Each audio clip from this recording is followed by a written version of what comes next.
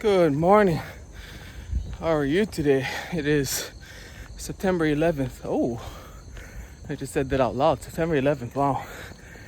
It is a Saturday, right? Saturday, yeah, Saturday here.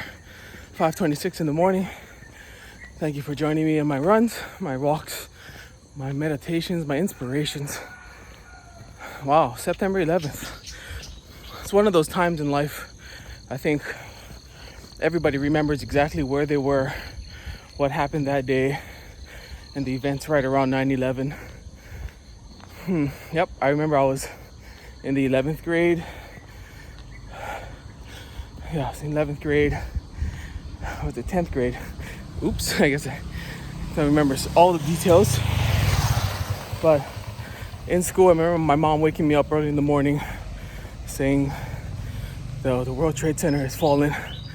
And I up to that point, I didn't know what the World Trade Center was, to be honest. But yeah, she's woken up and, we started turning on the news, and that whole day was a complete standstill. We got to school and all we did was watch the news. I went to history class, I went to math class, and all we did was watch news all day long. I think almost I want to say they let us go home early that day. We got to school and then it was said everybody's not in the right frame of mind to study. So September 11th was that day. Then we got a short school day. Obviously us as kids, we didn't really understand the impact of what had just happened. But yeah, that was a turning point in the world for sure. But anyway, today's September 11th. It's a Saturday and out here doing my thing. Just getting my energies in, getting my workouts in. And they've just recently, I think just yesterday in the news, they've released information on what's going to happen after the 15th. And I guess they're progressive steps to open up the economy again.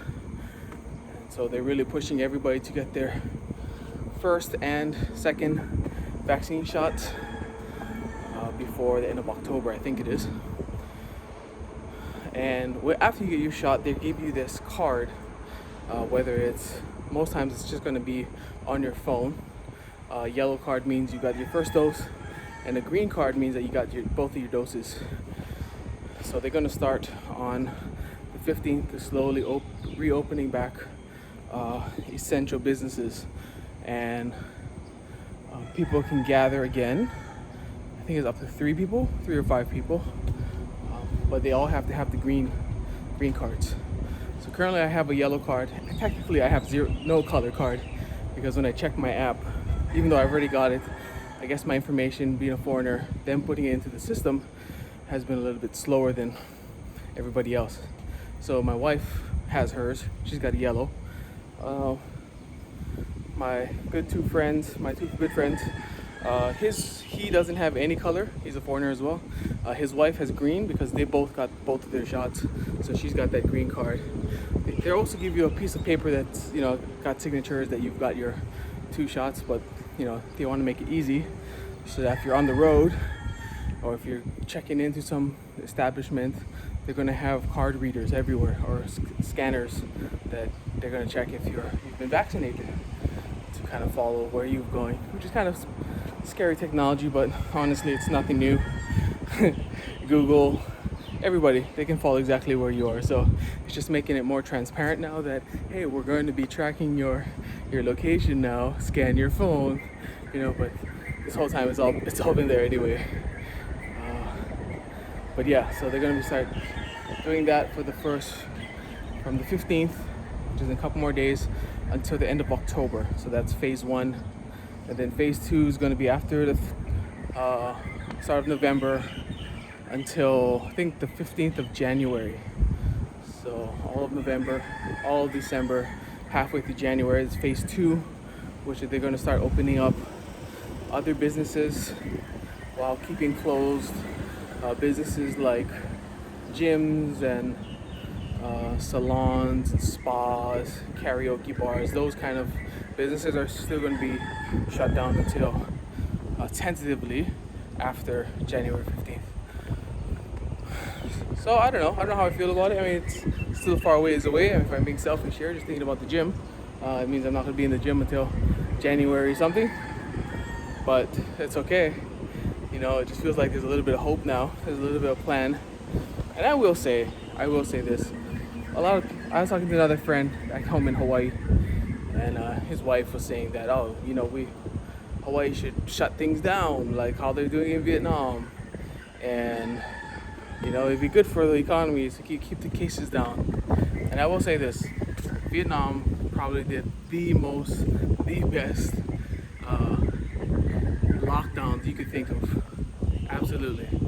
I don't think you can get very much more severe than what we've been going through in the past 3 months. Started the first month, and yeah, especially this past 60 days. And cases continue to rise.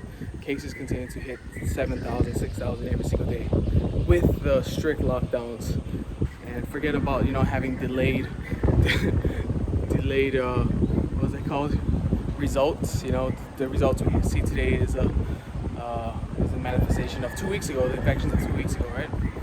It's been a long time we've been locked down, and the cases just continue to rise. So, on the one side, you know, this is the results we've had after strictest of strict lockdowns. And the economy now is just reeling, absolutely reeling right now.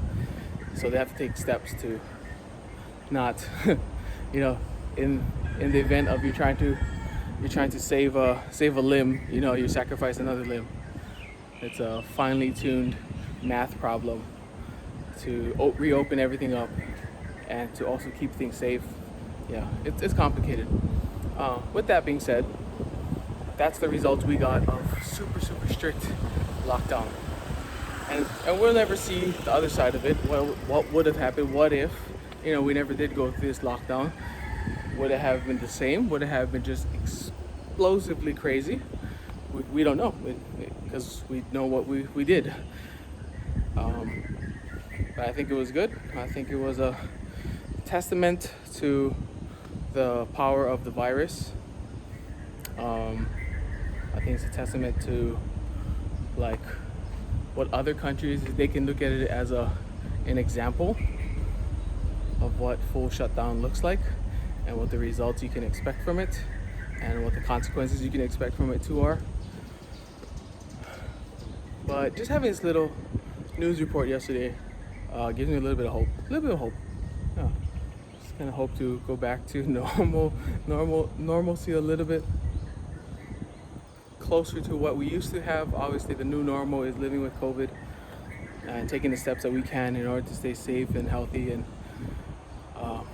protecting our friends and family, if that means keeping in quarantine, or if that means, you know, we're all for that. We're all supportive of that. At the same time, our mental health, they're going to start, you know, implementing mental health programs here in Vietnam, and they've already got talks of, you know, who's going to need it, and, you know, especially the young ones, because, you know, this is the formative years of their lives, and this is what they've living through. I mean, that's all they know. And now, you know, the amount of social media usage that's been happening within the past year or two, the amount of computer and screen time, you know, addiction, like, all this is going to carry over. And so the government realizes that they need to also implement mental health back into the society, and just being open and talking about it. And yeah, it's a new normal, right?